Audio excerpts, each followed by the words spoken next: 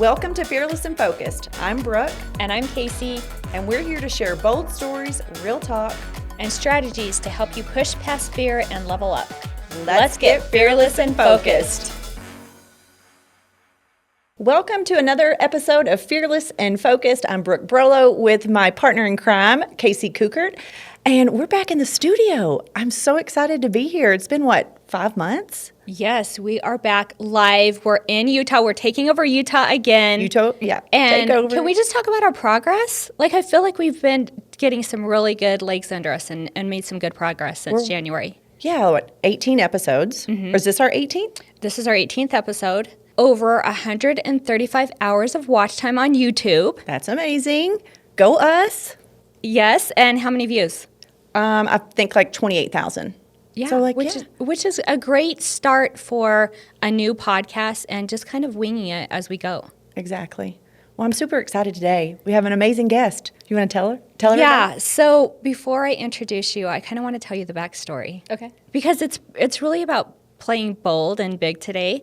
And so here's my backstory. So I was thinking, I knew Brooke was coming into town, and I was like, okay, I need to get a great person that vibes with insurance and, and playing big, and that is an influencer in my eyes to me. So I'm like, who do I know? And then your name popped up because I watched Sold on SLC.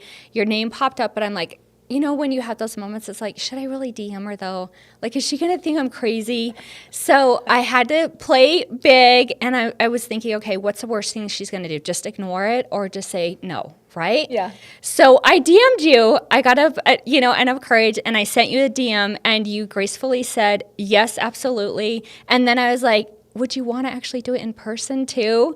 I kept feeling like I was asking for more and more, but you were just so kind and responsive, and I was like, yes, it was one of those moments when it's like you never know unless you ask, and that worked well for me and Brooke. And so then, of course, you DM'd and said yes, and so I had to immediately call Brooke because we know we usually just text, but we know if each other is calling, then something big's happening. So she picks up the phone. I'm like, oh my God, guess what? A huge influencer in Utah said yes, and she's going to join us. So thank you for saying yes, and I'm so excited you're here today. I love that you live what you preach. Yeah. You were like, I got to play big. And I love women that are doing big things like you guys, so I was honored to be asked. Thank you. Yes, well, thank you. Well, tell us a little bit about yourself. Okay. And just what you're up to, and we can't wait to dive into all the things. Yeah, I am in mid-40s and a wife. I had no kids. I've got 2 dogs, and I built a business for the last 14 years in real estate. I built multiple other businesses, not all of them successful, but that's the name of the game, right? Exactly. And, So true. I'm opening up a restaurant in July, and so I am just go, go, go kind of woman. I love it. Yeah. Well, we are honored that you're here. So I want to kind of start out with some rapid fire questions. Okay, that'll be fun. Because that'll be a good icebreaker, For sure. right? So it's going to be kind of this or that quick story. Okay. Are you a morning person or a night owl? Definitely a morning person. Okay. All right. Okay. Fill in the blank. I can't start my day without.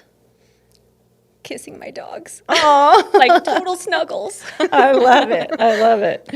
Yeah. Casey's is my tea. Guaranteed. Really, her tea. 100%, yes. She already had one in the room this morning. I'm like, how did you have one? I'm That's I the place you have double to dip go. and save it. It is what it crazy. is. You need it, right? What's your last good read? The Icarius Deception. That was a Icarius really good one. Yeah. Okay. What's your best binge watch? Let's see. What did I just finish? White Lotus. Oh my That gosh! was a good one. Right? It's kind of polarizing, huh? It's crazy. I love those. I love those. Not sold on SLC. No, I'm kidding. That wasn't that great. Are you a real book or an Audible type of girl? Definitely Audible. Same. Ain't nobody got time for a real book. Right. In my life. Multitask. Last question. What is your favorite quote or best advice that you've ever been given? I think my favorite quote is everything you've ever wanted is on the other side of fear. Oh, so I good. say that all the time. Yes, Do I so not? good. But it's so real. It's one of those things that you're like, that's right. There's a fear here, and you sometimes don't recognize it. Yeah. So then when you realize, okay, I just got to get past that. So Yeah. Amazing. Yeah, that's so good. And just like I was saying, really when you stop and think about it, it's like, okay, what's the worst thing that could really happen? Like she could just either like scroll past or not answer, but we're still going to have our podcast. Like everything's still going to go on. It's going to be fine. So yeah, I love that. Okay, so let's dive into, you started Presidio Real Estate in 2011. Yep. Amidst all of the stuff happening in 2008. So why did you choose real estate and how did you get into that? Did you always dream of having this big real estate empire or did it kind of just fall into place? Never even imagined. I mainly started it knowing that we're coming out of 2008. The market I can feel it getting better, which means I might have some really good years to learn what I'm doing, master it, and then become, something greater than I could even imagine at the time. And I never expected I'd be one of the largest brokerages in the state of Utah. But that was kind of my start. And I had been in real estate 5 years prior to that. And I was just kind of like, I should probably do this, start my own business type thing. So, wow. So you were kind of like, had a little experience before working for someone else, like in another brokerage. And then you're like, I'm just going for it. Yeah, definitely. It was just kind of like, this is a good time to learn. Oh. And then now look at you. Like you've scaled to what, like over 600 agents? Yeah, and like 17 locations, and we're in 2 other states now, so. Was there like a game-changing moment where it like really, you did something that really took off? What I learned, there was a point where I hit a ceiling. Well, you hit lots of ceilings when you're scaling, this. Yes. But I had hit the ceiling where it was really genuinely, because there were so many years of build, and I was dumping all my money back into it and making sure it was something great. And it was like, okay, do I like this? Do I want to do this? Is it time to close doors or is it time to totally scale? And I think that was the moment that I was like, I'm going all in, baby. And that's when we took off.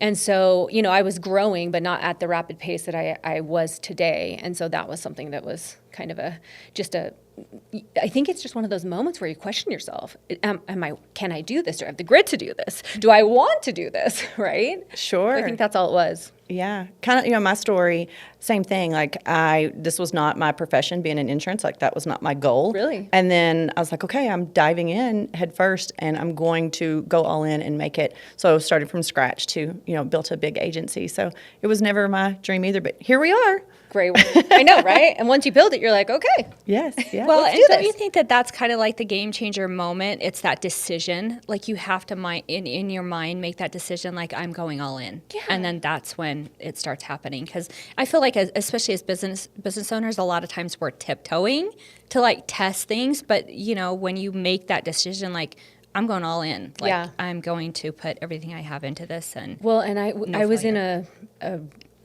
office rent of about $1,700 a month, and I went and I walked through this C-class building that was just marble everywhere and beautiful, and it gave me chills as I walked in, and I was like, I gotta be here, because if you build it, they will come, right? Yes. So that was kind of that, if I want to be here, which was $11,000 a month from $1,700 a month, it was like, how do I do that? Yeah. And within 6 months, I was in. Do it scared. wow, Yeah. that's so amazing. Yeah. So just push yourself past what you think you're capable of. Mm-hmm.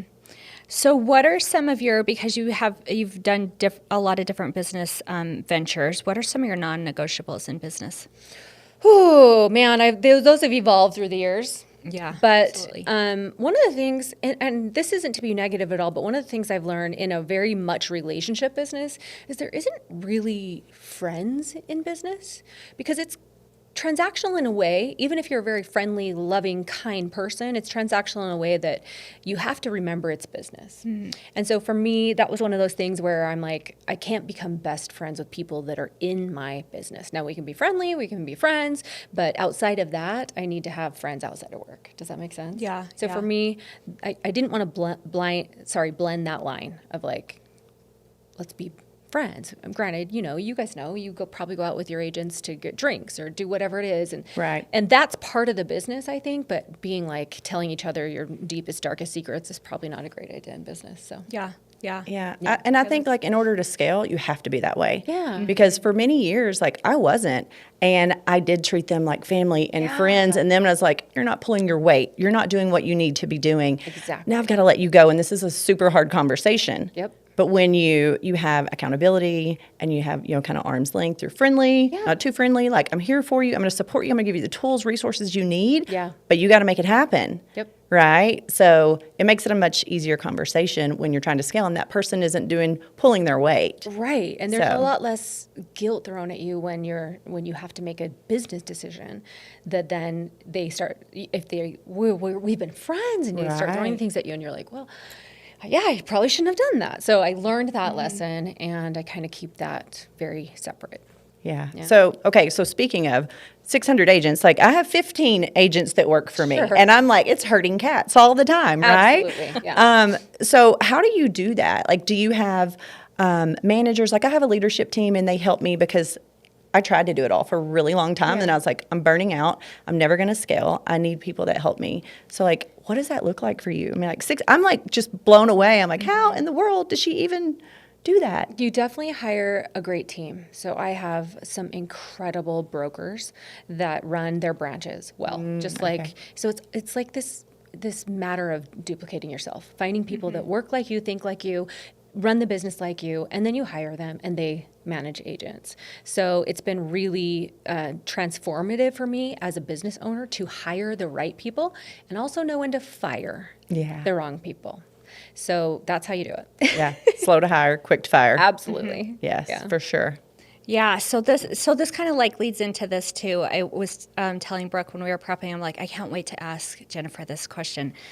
So when I'm huge with creating community for women, and we're doing our big event tomorrow, and you're coming, and that's the reason why we're here. So I do a lot of work and collaboration with women, and I've noticed that the more that I'm really putting myself out there and playing a lot bigger and getting into more rooms and all of this, like I'm getting some noise and some chatter and some stuff from other women, and I'm thinking like, okay, it's not supposed to be like this. And half the time I like have to message Brooke like, how do I even handle this, because I'm not knowing. So have you experienced that? And if so, how are you dealing with that? Like I need all the details and advice. Yeah, Casey, I'm so sorry that you are dealing with it, because I've dealt with it for a lot of years. And it's crazy to me. I always say this.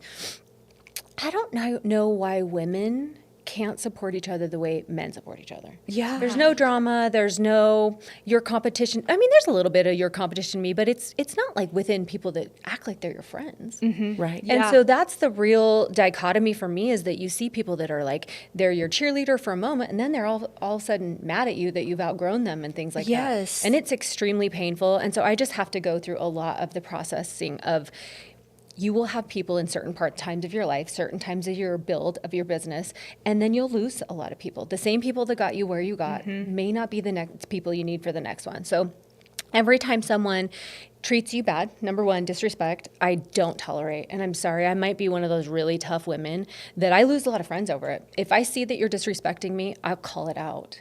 And if you don't like me after that, I think that's a green flag, someone actually being honest with you. But if you think that's a red flag, we were never aligned anyway. So I call it out. Hey, this feels like disrespect. If I'm wrong, I'd love to hear about it, But then outside of that, it's just make space for better people. Make space for people that are going to help build you.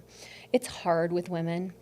I have more men friends in like business that support me than females. And it's sad. I want that connection so bad. I want women connections. I think that's the thing, is like you want that so bad, and you just want them seeing like the different perspective that, no, it really doesn't have to be this way. Like, come along with me. Like, I have open arms. Like, come with me, know?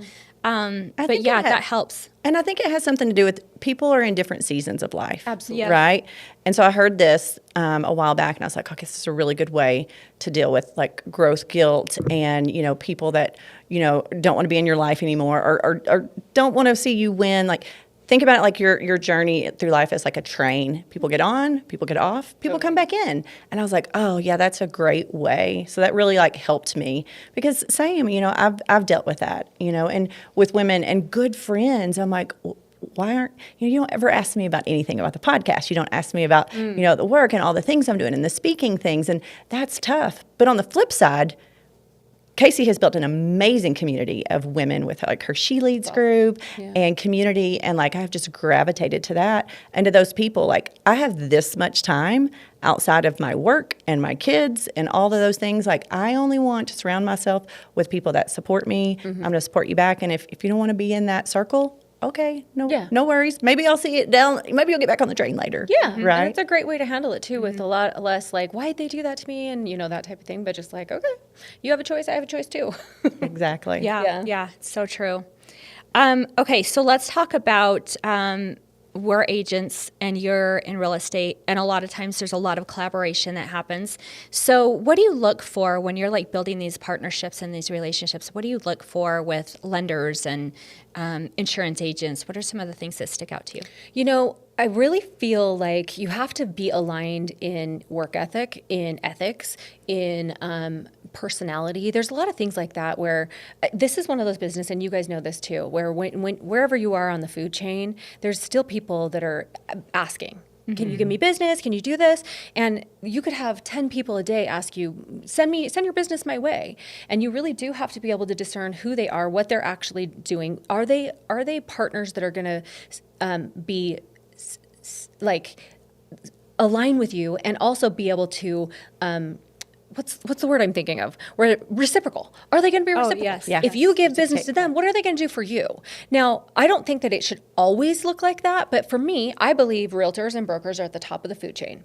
And we get the lenders, we get the home warranty company, we get the insurance, we get all the other people that go, please, please, please send us business.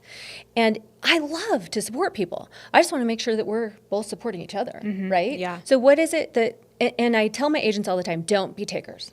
Don't ask for a title company to take you to get a pedicure. Don't ask for a lender to buy you lunch. Don't do that stuff. If you can be reciprocal with business, I'll send you business, you send me business, we have a partnership the rest of our life. Let's figure that out. Yeah. Yeah, that's so good. Yeah. Great advice. And yeah, we just wanted to hear that perspective because, we get approached and we're always like, who can we build relationships Yeah. with, and what are some of those things that stick out? And Well, and I think I think for- it's just that two-part, like you said, a back and forth, a give and take Definitely. together. And that's really Yeah. a relationship. And being in insurance, like we're the last ones, right? You've got the mortgage, you've Yeah. got the realtor. We're the last tripod leg, right? So it's like, what can we do? So I'm always like, how can I give back? Can I help you with your social media? Yeah. Can I sponsor an open house? But when I do those things, like I want to have a partnership. Yeah. Because I've been burned by a lot of people who are like, take, Takers. and I'm like, okay, I really try to do a lot. Like what, so. Yeah. Okay, changing directions just a little bit. So we all know you had a show on Bravo. And so how has that changed your business, like in your life? Like, has it been better for business? Has it bad? Like, I could kind of see it being both. Yeah. I would say the net gain has been positive.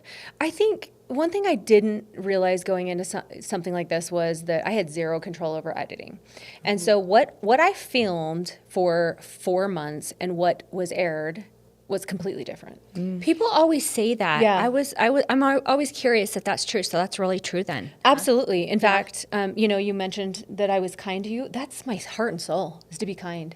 And I don't know how much they portrayed me on the show as like some villain or whatever. I don't know. I didn't really watch it. I had a lot of people tell me, man, that know me.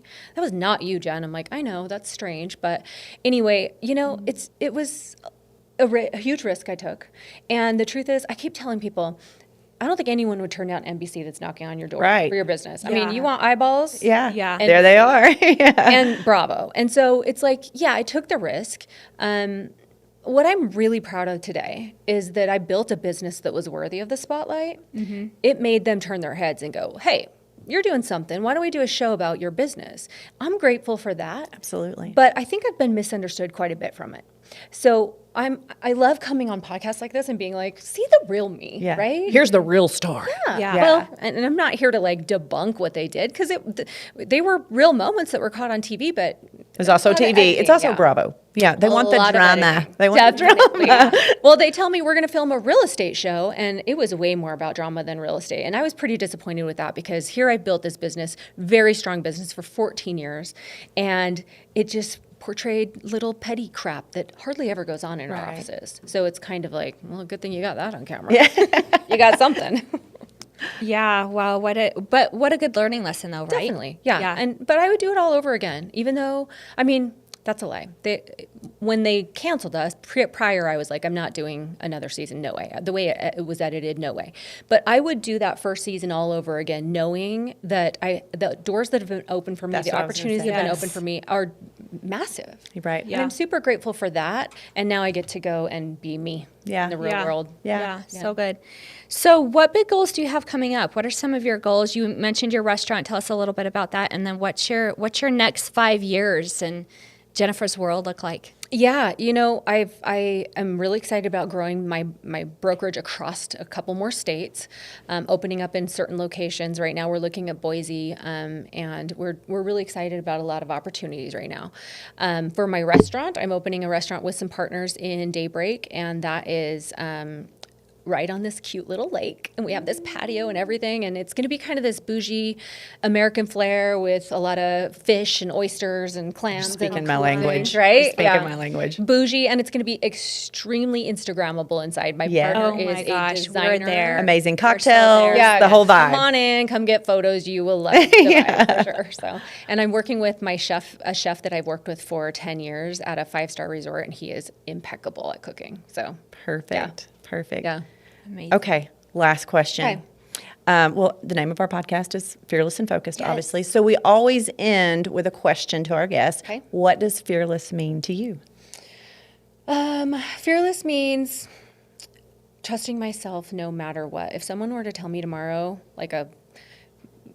could read the future, they said you're going to lose everything, I would be like, I'd rebuild.